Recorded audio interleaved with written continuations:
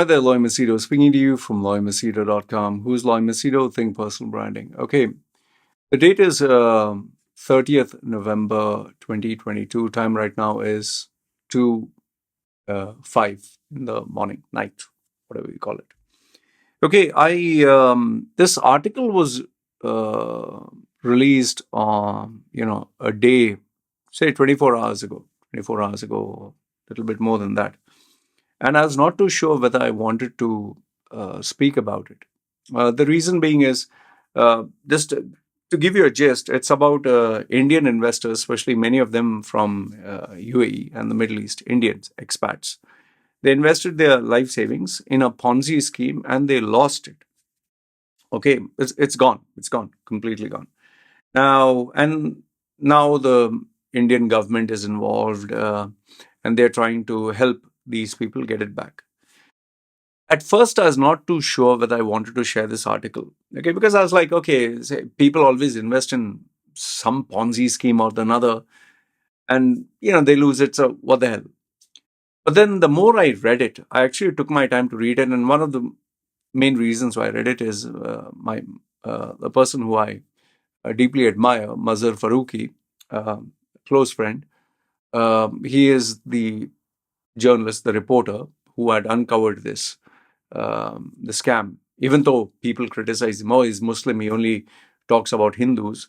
He, being a Muslim, he spoke about this owner of this business is a Muslim, and exposed all the Muslim names. Okay, so it's not just for that. It's he writes well. Okay, so I was not too sure whether I wanted to speak about this, but then the more I read it, the more I realized this is a telling tale for many people like you who are watching, and the lesson that you, me, and everyone can learn. So I read this article not once, I think I read it around 7, 8 times. I It's a very short article, but then I try to ask myself, what lesson can you learn? Okay, so I'll read out what I have written from this article, and you tell me if there's anything worthwhile that you have learned after I share this. Okay. So, this is how I thought I would have shared this with anybody. Just imagine, for example, imagine you're living in India or Pakistan or wherever you're living, Philippines, and you want to provide your family a good life. Okay, you're married, you just got married, uh, and you want to give your family, your mother, father, brother, sister, and maybe your wife a good life. And because, in the place where you stay, you can't earn anything much, you hunt for a job, Saudi, Qatar, Bahrain, Oman, the Gulf. They call it the Gulf. So lo and behold, you get a job in Dubai. Okay, Dubai being the land of skyscrapers and big dreams and dirhams, tax free. So finally, you go there. But after you go there, you search for a job. And because of your limited education, limited experience, or you're a fresher, you end up taking a job which only pays you $200 per month. Okay. And yeah, before you even jump the bandwagon and say, oh, Dubai pays very terrible salaries, he would have earned less in his home country. And we are talking of those days, not now. This is maybe um, 50 years ago, 50, 60 years ago. So he got $200 per month, which is much more than what you would get, say, 50, 60 years ago in India. So he took up that job. Now, with $200, just imagine how small that is. He used to save every penny. He would not go for smoking, drinking, drugs, party, nothing. Work, home, home, work. And given that, the Middle East doesn't follow the criteria where you have compulsory 8 hours, 5 days a week, and go home. He was working maybe 16 hours a day, maybe 6 days a week, 7 days a week, no off, nothing. He didn't have a life, but he sacrificed everything for his family. And every day he would save one penny, and every month he would save his few dollars. Okay. Now, after 63 years, 63 years, this guy managed to save around $21,000. So $200. From $200, he saved not just 10 times more. He saved like nearly 100 times. So he saved $21,000. Now retirement is coming, $21,000, which small family, poor family, he'll be happy for the rest of his life. Retirement and for his children. Parents are no more. Someone comes to him and tells him, "Sir, uncle, you have this money. Why don't you invest in this scheme? Here are the papers, from the government, and this is all legal. Invest this 21,000, and I'll give you three options. Okay. Option A, if you invest for 1 year, just 1 year investment. Option A, one fund is there. I'll give you, say, instead of you put say 20,000, 21,000, I'll give you 2,000 every month. Okay, 2,000 or 1,000 every month, dollars, for the rest of your life. Just invest 1 year. Sounds too good to be true, right? Yeah, but don't worry, this is government backing, everything is there. See the brochure, see the office, see everything legit. He has a full team, he has a full company, it's a multinational thing. Legit, huh? Think like a bank comes to you. Just imagine, man. 63 years, what it took to you. Now you're going to get back the same amount. Maybe in a few months, you'll get back the same amount, double. And he says option B is even better. You deposit this for 2 years, and then I'll give you double of that, 10%. And I'll give you option C.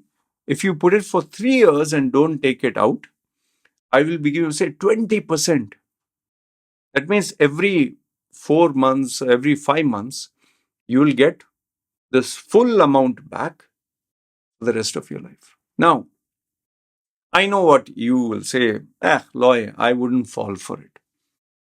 We all say that. We all say, oh, I wouldn't fall for it. I'm not that dumb. Well, guess what? You and I are dumb.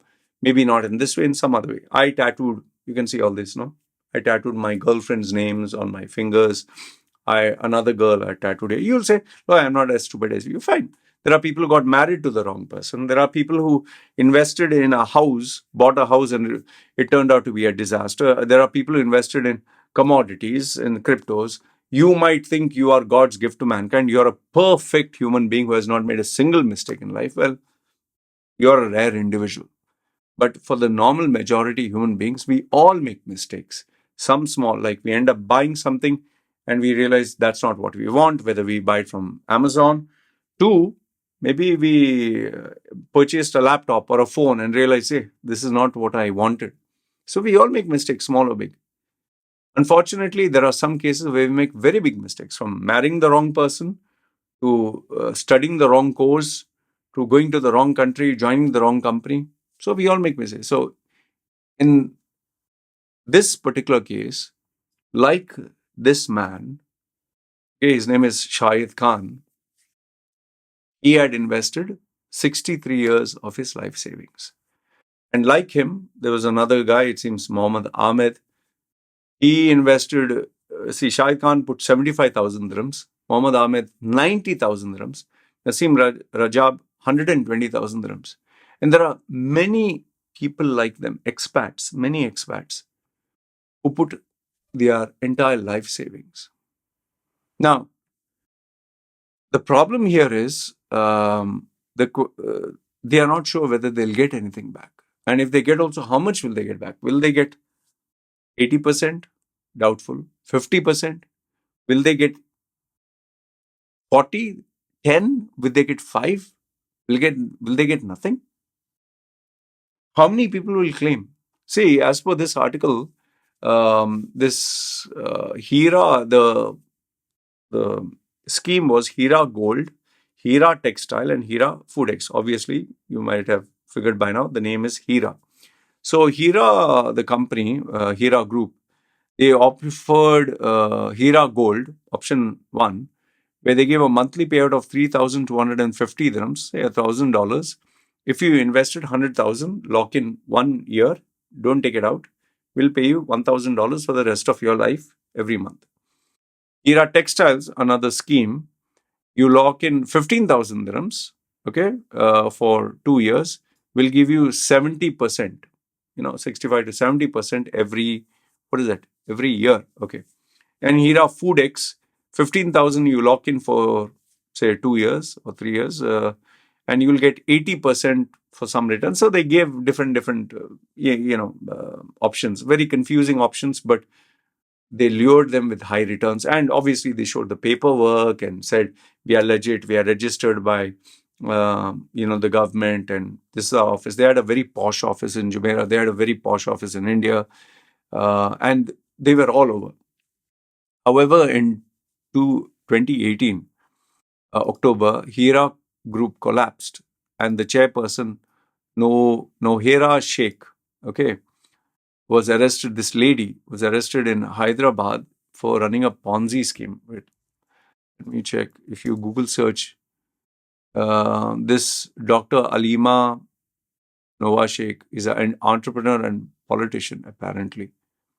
So, same person? I'm not too sure. Yeah. No, Nowhera Shaik, okay, whatever. So, this lady, Muslim lady, okay. So, Wikipedia, if you click here, she was given a lot of awards by governments, and you know you can check our Wikipedia page. All right.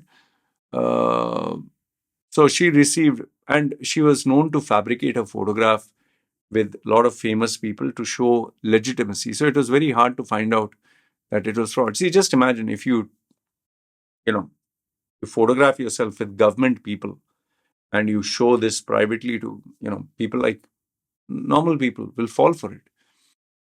So when the news broke, all these investors, put their life saying, of course, they'll be panicked, right? They ran up to the office. They found out the office was locked, which is very common in UAE for all these Ponzi schemes.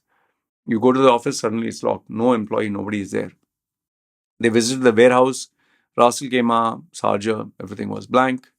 And 4 years on, it seems the money is still to come back. The Indian Supreme Court has filed claims with the country's Serious Fraud Investigation Office, SFIO, and they have given 3 days are left for the deadline. I think now just they have 1.5 more day or 2 days. And they said that if investors don't come, it will be presumed that claims have been abandoned or don't exist. Incomplete claims not furnished as per the format will not be considered. You have till the end of this month. I think today is the last day. Yeah, sorry.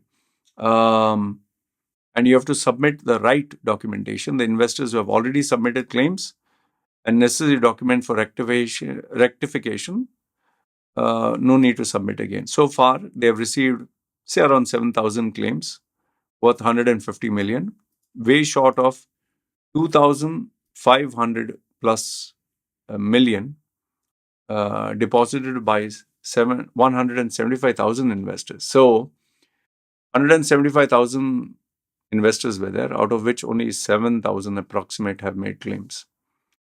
2,500 million dirhams were deposited. Claims are only 150. So I don't know why. Why so less? Is it because many of them, they don't want to reveal who they are, or they've taken black money laundering? Okay, that's another story. So 2021, she was released on bail because she stated that she will return the deposits. As of now, they've sold 87 properties for settling the claim. Okay, now why am I sharing this with you? There is this I think on LinkedIn I saw this video. It's a funny video. It's a Chinese guy sitting outside with he's sitting with some food, something that he's going to eat. And there's a shutter, like a half-open shop. So as he's sitting there, he just sits and puts his food and money there. And suddenly the stuff goes in, like his little money and food goes in. And he's like, oh, it's supposed to be like a funny video, not a real video. So he's like, hey, where it's gone and all that. And as he's putting his hand to search, he can't lift the shutter. Suddenly, the food sandwich that he had and little money that went in suddenly comes out. He had one sandwich, two sandwiches came out. He had wallet, like let's say one note, say $1, $2 come out. It's like, hey, two sandwiches and $2. So out of curiosity, he throws his sandwich in again and the money. And lo and behold, again, two sandwiches come out and $2. So this time he's very curious. This time he keeps his one sandwich and $1. He puts two sandwiches and $2 inside. And this time again double comes out. Four sandwiches and $4. But the shutter is closing, coming down slowly. It's like, hey, wait. Then what he does is he takes all his sandwiches and throws it in, all his notes, and then he gets double of all that. So he's become so this thing. He takes out all his money, he digs in his purse, he digs everything, he removes it out quickly, because the shutter is coming down. And he shows all this in, and then he looks everywhere, anything, shoes, socks, whatever. And there's another variation of that video. His friends also, he takes money from all of them, puts all of it there. He takes money like he's borrowing, puts it all like a big mountain and puts all this in. Now he's waiting for it. And you guessed it, the shutter closes. Now he gets nothing. This is what happened with cryptocurrency. This is what happens with all the Ponzi schemes in the world. Yeah, I know what you'll say. Greed. See, greed. This is what happens when you're greedy. But I would say it's not just greed. It is, hope. In fact, I would say that, just think for a minute. For a guy who's earning $200 a month, 63 or 65 years he works. And all of a sudden, someone, an old man, someone gives him hope. Like, this is your chance to really make it big. Luck is favoring you. And, they do the same thing like they do with this guy. Give little back. Obviously, you'll trust now. And human beings, we as human beings, we are creatures of emotions and hope. Okay, people like you and me, some of us who have made many mistakes. I have made plenty of mistakes. See, the tattoos and, obviously this didn't turn out to be a mistake. Even my old relationships, I'm talking some tattoos and me not studying or me being a rebel. Lucky for me, my life was not destroyed. I had bad parenting, bad friends, bad company, the church, so many things. I went through so much, but I survived. But majority may not, right? So it is sad. I was just thinking, what might be going through the heart of this man, the mind. Many people, they end up collapsing. They end up going in a coma. I personally know some people who lost their entire business and went into a coma because of shock. They couldn't handle it. The highest I've known someone lose, I think, is around 200 million. Okay, the highest. And he went into a coma for nearly, I think, like almost vegetable because the shock was too much for 6 months. And the painful recovery took him another 1.5 years. And now he just has a small business, but he's at 55, 60, and his life is destroyed. My own stepfather, that abusive man, he lost due to a so-called Ponzi scheme with his so-called best friend. He went into a shock after he lost his job and then he lost all his money. So this can really destroy a lot of people. It's sad that these Ponzi individuals exist. And I'll tell you, in a small way, we have coaches, online coaches, internet marketers, this quick get rich, whomsoever, whether it's Andrew Tate with his Hustler University or Grant Cardone or Thai Lopez. They convince you to invest in my course and it'll change your life. And then you get these young students and people who claim, I am a 7-figure coach, invest in me, you'll change your life. This goes on, man. It's sad. The only unfortunate thing is these people, after they're jailed, they'll just sit in the jail and they don't care. I'll tell you this, people are rotten to the core. They don't care. They just think, I tried it. I enjoyed my life. Like Bernie Madoff. Oh, I enjoyed my life. Even at, 60, 70. Now let me suffer. Yeah, you enjoyed your whole life. Now you're suffering. But these people, no fault, right? Other than hope. So the only reason I'm sharing this video is, please, if you are presented with such an opportunity in life, such a temptation, I always tell you, if it is too good to be true, it generally is the case. It's generally the case. And I sincerely hope, you and I, we don't fall, because we can be smart throughout our lives. Just takes one mistake, and that's the end of everything. That's why I've told my wife, wanted to touch a single penny and invest with anyone. She really wanted me to invest in some of her friends, 4, 5 so-called kitty funds and this and that.